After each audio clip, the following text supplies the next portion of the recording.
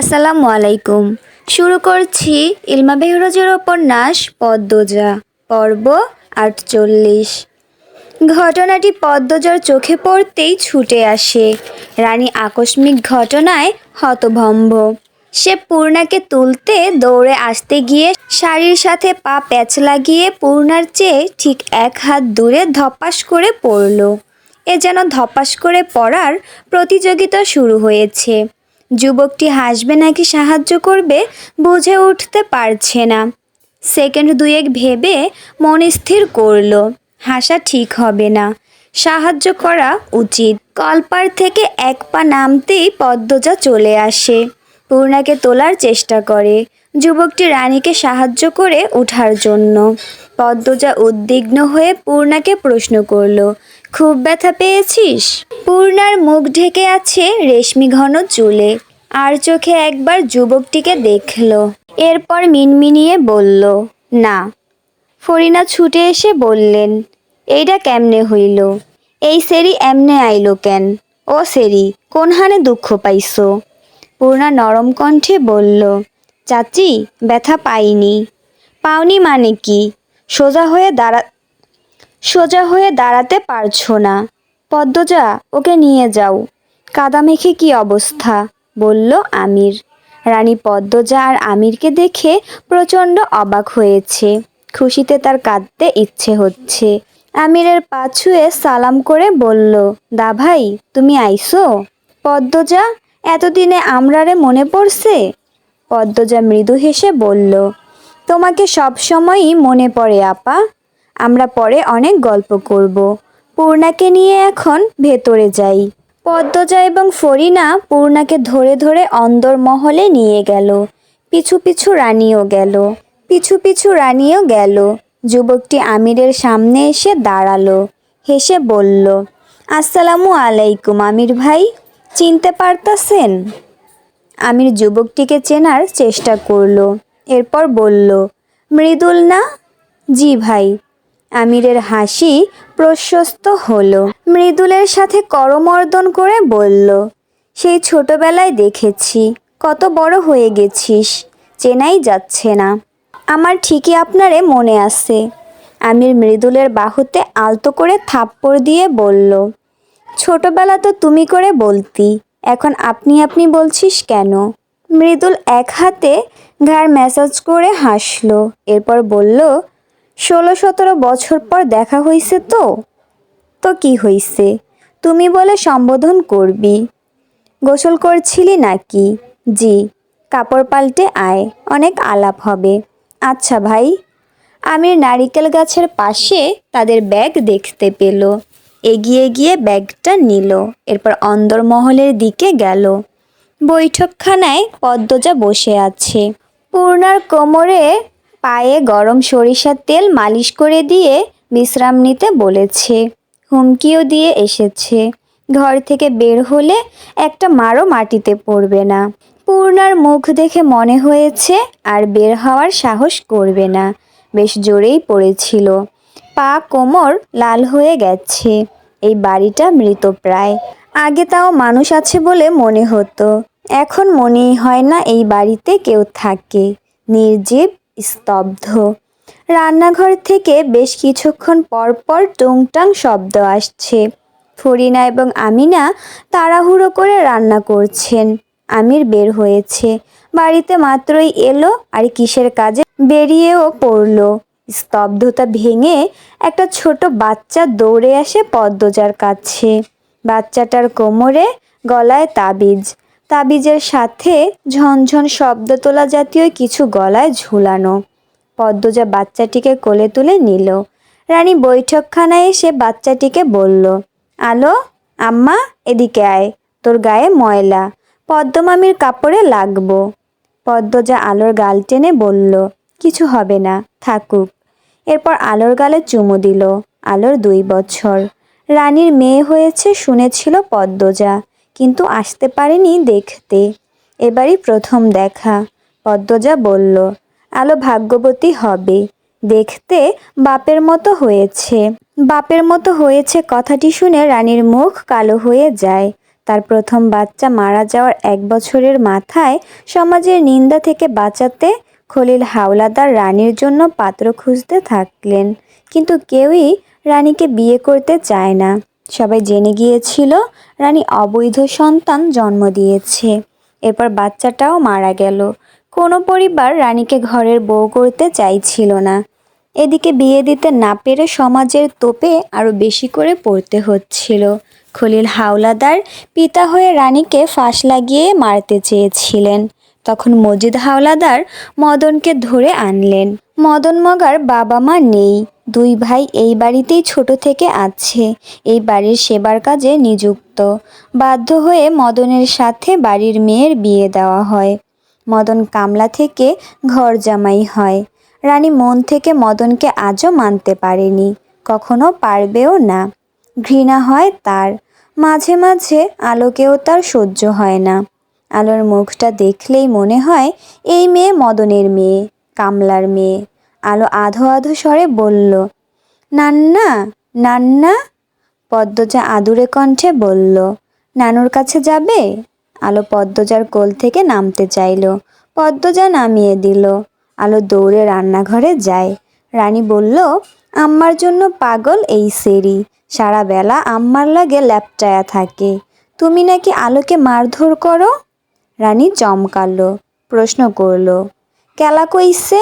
শুনেছি, আলো একটা নিষ্পাপ পবিত্র ফুল, ওর কি দোষ? রানী চুপ করে রইল। পদ্মজা বলল, সব রাগ এইটুকু বাচ্চার ওপর ঝাড়া ঠিক না আপা। আমার কষ্টটা বুঝবা না পদ্মজা? বুঝি, এতটা অবুঝ না আমি। আলো মদন ভাইয়ার মেয়ে এটা ঠিক, কিন্তু তোমারও তো মেয়ে, তোমার গর্ভে ছিল, তোমার রক্ত খেয়েছে 10 মাস। আমি কি আমার শরীরে ভালোবাসি না? বাসি। মাঝে মাঝে খুব রাগ হয় জানো পদ্মজা, আব্দুল ভাইয়ের কথা মনে হইলে আমার সব অসহ্য লাগে। একলা একলা কান্দি। তখন আলো কানলে আমি ওরে 1-2টা থাপ্পড় মারি, পরে আফসোস হয় কেন মারলাম সেরিডারে, ও তো আমারই অংশ। নিজেকে নিয়ন্ত্রণ করার চেষ্টা করো। নিয়তির ওপর কারো হাত নেই। অতীত ভুলতে বলবো না, কিছু অতীত ভোলা যায় না, কিন্তু চাইলেই পরিস্থিতির সাথে মানিয়ে বাঁচা যায়। নিজেকে মানিয়ে নাও। আলোর প্রতি যত্নশীল হও। মানুষের মতো মানুষ করো। একটা মেয়েকে নিয়ে সমাজে বাঁচা যুদ্ধের মতো। গোড়া থেকে খেয়াল দাও। তোমার কথা শুনলে বাঁচার শক্তি পাই পদ্মজা। পদ্মজা হাসল। বৈঠকখানায় আমির এসে প্রবেশ করলো, তার পিছু পিছু মৃদুল। মৃদুলকে দেখে রানী হাসল। পদ্মজাকে দেখিয়ে বলল, এই যে এইটা হইছে পদ্মজা, তোর ভাবি। মৃদুল পদ্মজাকে সালাম করার জন্য ঝুঁকতেই পদ্মজা বলল, না না, কোনো দরকার নেই, বসুন আপনি। মৃদুল বসল। এরপর পদ্মজাকে বলল, আপনার কথা অনেক শুনছি, আজ দেখার সৌভাগ্য হলো। আমির পদ্মজাকে বলল, ওর নাম মৃদুল, রানীর মামাতো ভাই। ছোটবেলা আমাদের বাড়িতে কয়দিন পর পর আসতো। যখন 8-9 বছর তখন দূরে চলে যায়, আর দেখা হয়নি। চাইলেই দেখা হতো, কেউ চায়নি, তাই দেখাও হয়নি। কোথায় থাকেন? জানতে চাইল পদ্মজা। জি ভাবি, রামপুরা। রামপুরার কথা পদ্মজা শুনেছে। তাদের জেলার শহর এলাকার নাম রামপুরা, সবাই চিনে এই এলাকা। ছেলেটার চেহারা উজ্জ্বল, চকচকে, হাসি খুশি। আলাপে আলাপে জানতে পারল মৃদুল পদ্মজার চেয়ে 2 বছরের বড়। মেট্রিক ফেল করার পর আর পড়েনি। মিয়া বংশের ছেলে, কথাবার্তায় শুদ্ধ অশুদ্ধ 2 রূপই আছে, আর ভীষণ রসিক মানুষও বটে। খাওয়া দাওয়া শেষ হওয়ার পর পদ্মজা দোতলায় গেল। সাথে আমির রয়েছে। নূরজাহান বেশ কয়েক মাস ধরে অসুস্থ। শরীরের জায়গায় জায়গায় ঘা, চামড়া থেকে দুর্গন্ধ বের হয়। সারাক্ষণ যন্ত্রণায় আর্তনাদ করেন। নূরজাহানের ঘরে ঢুকতেই নাকে দুর্গন্ধ লাগে। পদ্মজা নাকে রুমাল চেপে ধরে। নূরজাহান বিছানার ওপর শুয়ে আছেন। সময়ের ব্যবধানে একেবারে নেতিয়ে গিয়েছেন। বয়সটা যেন কয়েক গুণ বেড়ে গেছে। হাড্ডি ভেসে আছে। লজ্জাস্থান ছাড়া পুরো শরীর উন্মুক্ত। একপাশে লতিফা দাঁড়িয়ে আছে।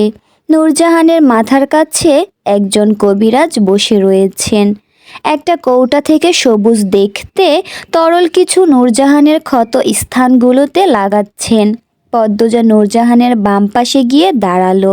নাক থেকে রুমাল সরিয়ে দুর্গন্ধের সাথে মানিয়ে নেওয়ার চেষ্টা করলো।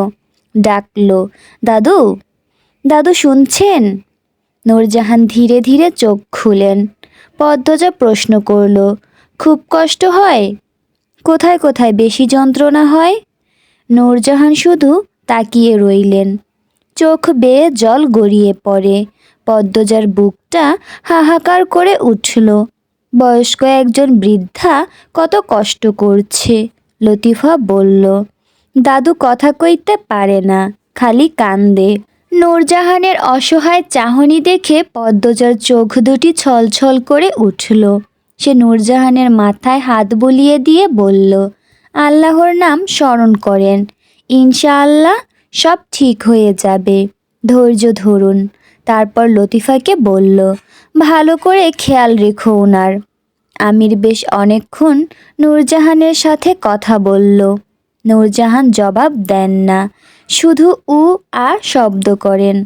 আমিরের দুই চোখ বেয়ে জল পড়ে। পদ্মজার ভালো লাগে না দেখতে। সে আমিরকে বুঝিয়ে শুনিয়ে বাইরে নিয়ে আসে। বারান্দা পেরোনোর পথে রুম্পার ঘরের দরজা খোলা দেখল পদ্মজা। যাওয়ার সময় তো বন্ধই ছিল। পদ্মজা ঘরের ভেতর উকি দেয়, দেখল কেউ নেই, পালঙ্কও নেই। সে আমিরকে প্রশ্ন করল, রুম্পা ভাবি কোথায়? আমিরও এসে উকি দিল, খালি ঘর। সে অবাক স্বরে বলল, জানি না তো। পদ্মজা চিন্তায় পড়ে গেল। হেমলতা মারা যাওয়ার পর গ্রামে আর থাকেনি, শহরে ফিরে যায়। 1 মাসের মাথায় জানতে পারল সে গর্ভবতী। গর্ভাবস্থার প্রথম 5 মাস খুব খারাপ যায়। প্রতি রাতে হেমলতাকে স্বপ্নে দেখত। 6 মাসের শুরুতে ফরিনা নিয়ে আসেন গ্রামে। এ সময় পদ্মজার একজন মানুষ দরকার, কাছের মানুষদের দরকার, তাই আমিরও নিষেধ করেনি। তার মধ্যে আবার মারা গেলেন মোর্শেদ। পদ্মজা আরও ভেঙে পড়ে। কাছের মানুষদের সহযোগিতায় বাচ্চার কথা ভেবে নিজেকে শক্ত রাখার চেষ্টা করে, সফলও হয়। তখন পদ্মজা অনেকবার চেষ্টা করেছে রুম্পার সাথে দেখা করার। মদন আর নূরজাহানের নজরের বাইরে গিয়ে কিছুতেই সম্ভব হয়নি। এরপর কোল আলো করে এলো ফুটফুটে কন্যা। পদ্মজা তারপরও চেষ্টা চালিয়ে গেল। রুম্পাকে নজরবন্দি করে রাখাটা খটকা বাড়িয়ে দেয়। একদিন সুযোগ আসে। সেদিন রাতে নূরজাহান, মদন, আমির, রিদওয়ান, আলমগীর সবাই যাত্রাপালা দেখতে যায়। বাড়িতে বাকিরা থাকে। 2 তলায় শুধু পদ্মজা, তার মেয়ে পারিজা আর ফরিনা ছিল। ফরিনার দায়িত্বে পারিজাকে রেখে রুম্পার ঘরে যায় পদ্মজা। রুম্পা তখন প্রস্রাব পায়খানার ওপর অচেতন হয়ে পড়েছিল। পদ্মজা নাকে আঁচল চেপে ধরে সব পরিষ্কার করে। রুম্পার জ্ঞান ফেরায়। জানতে পারে 3 দিন ধরে রুম্পাকে খাবার দেওয়া হচ্ছে না। পদ্মজা খাবার নিয়ে আসে, রুম্পাকে খাইয়ে দেয়। কথা বলার সুযোগ হওয়ার আগেই ফরিনার চিৎকার ভেসে আসে। ফরিনার কাছে পারিজা আছে। পদ্মজার বুক ধক করে উঠে, ছুটে বেরিয়ে আসে। ঘরে এসে দেখে ফরিনা নেই। ফরিনার আর্তনাদ ভেসে আসছে কানে। পদ্মজা সেই আর্তনাদের সাথে দুমড়ে মুচড়ে যাচ্ছে। তড়িঘড়ি করে সিঁড়ি বেয়ে নামতে গিয়ে উল্টিয়ে পড়ে, তবুও ছুটে যায়। ফরিনার কান্নার চিৎকার অনুসরণ করে অন্দরমহলের বাইরে বেরিয়ে আসে। চাঁদের আলোয় ভেসে ওঠে তার 3 মাসের কন্যার রক্তাক্ত দেহ। ফুটফুটে কন্যা, ছোট ছোট হাত পাগুলো নিথর হয়ে পড়ে আছে। সময় থেমে যায়। মনে হয় নিশুতি রাতের প্রেতাত্মারা একসঙ্গে একই স্বরে চিৎকার করে কাঁদছে। পদ্মজার মস্তিষ্ক ফাঁকা হয়ে যায়। কোন পাষাণ মানব সন্তান 3 মাসের বাচ্চার গলায় ছুরি চালিয়েছে? তার কি হৃদয় নেই? পদ্মজা মেয়ের নাম ধরে ডেকে চিৎকার দিয়ে সেখানেই লুটিয়ে পড়ে। পুলিশ আসে, তদন্ত হয়। ফরিনা দরজা খোলা রেখে ঘুমিয়ে পড়েছিলেন। হঠাৎ করে ঘুম ভেঙে যায়। তিনি হাত বাড়িয়ে দেখেন পারিজা নেই। দ্রুত উঠে বসেন। পদ্মজা নিয়ে গেল নাকি খুঁজতে থাকেন। বারান্দা থেকে বাইরে চোখ পড়তেই দেখলেন একজন মোটা কালো লম্বা চুলের লোক দৌড়ে পালাচ্ছে। খালি জায়গায় কাঁথায় মোড়ানো কিছু একটা পড়ে আছে। ফরিনা ছুটে বাইরে আসেন। নাতনির রক্তাক্ত দেহ দেখে চিৎকার শুরু করেন। পুলিশ কোনো কিনারা খুঁজে পায়নি। এর পরের দিনগুলো বিষাক্ত হয়ে ওঠে। পদ্মজা মাঝরাতে চিৎকার করে কেঁদে উঠত। খাওয়া দাওয়া একদমই করতো না। মাঝরাতে মেয়ের কবরে ছুটে যেত। আমির পদ্মজাকে নিয়ে হাওলাদার বাড়ি থেকে দূরে সরে আসে। প্রায় 1 বছর পদ্মজা মানসিকভাবে বিপর্যস্ত ছিল। এরপর বুকে ব্যথা নিয়েই স্বাভাবিক জীবনে ফিরে আসে। মনে মনে প্রতিজ্ঞা করে একদিন ফিরবে অলন্দপুর। সেই নিষ্ঠুর খুনিকে শাস্তি দিবেই। জানতে চাইবে কিসের দোষে তার 3 মাসের কন্যা বলি হলো। কেউ জানুক আর নাই বা জানুক, পদ্মজা জানে হাওলাদার বাড়িতে আসার প্রধান উদ্দেশ্য পারিজার খুনিকে বের করা। সে শতভাগ নিশ্চিত এই বাড়ির কেউ না কেউ জড়িত এই খুনের সাথে। শুধু বের করার পালা। পুরনো কথা মনে পড়ে পদ্মজার 2 চোখ বেয়ে জল গড়াতে থাকলো। আমির জল মুছে দিল। এরপর বলল, বোধহয় 3 তলায় রাখা হয়েছে। পদ্মজা 3 তলার সিঁড়ির দিকে তাকালো। শুনেছে 3 তলার কাজ নাকি সম্পূর্ণ হয়েছে। অনেকগুলো ঘর হয়েছে। সে আর কথা বাড়ালো না। এখন গোসল করা উচিত। আজান পড়বে। আজ রাত থেকেই সে নিশাচর হবে। এক মুহূর্ত নষ্ট না করে সব রহস্যের জাল কাটতে হবে। এটাই তার নিজের সাথে নিজের প্রতিজ্ঞা। আমির ডাকলো, কি হলো, কি ভাবো? পদ্মজা আমিরের দিকে একবার তাকালো। এরপর চোখ সরিয়ে নিয়ে বলল, কিছু না, ঘরে চলুন। কিছু তো ভাবছিলে? এতদিনের জন্য আসছি গ্রামে। চাকরিটা থাকবে তো? থাকবে না কেন? রফিক কতটা সম্মান করে আমাকে দেখোনি? আর তোমার যোগ্যতার কি কমতি আছে? যেখানে ইচ্ছে সেখানেই চাকরি হবে। পদ্মজা থমকে দাঁড়ালো। আমিরের দিকে তাকিয়ে হেসে বলল, আপনি যেখানে ইচ্ছে সেখানে চাকরি করতে দিবেন? আমির হেসে ফেলল। বলল, তা অবশ্য দেব না।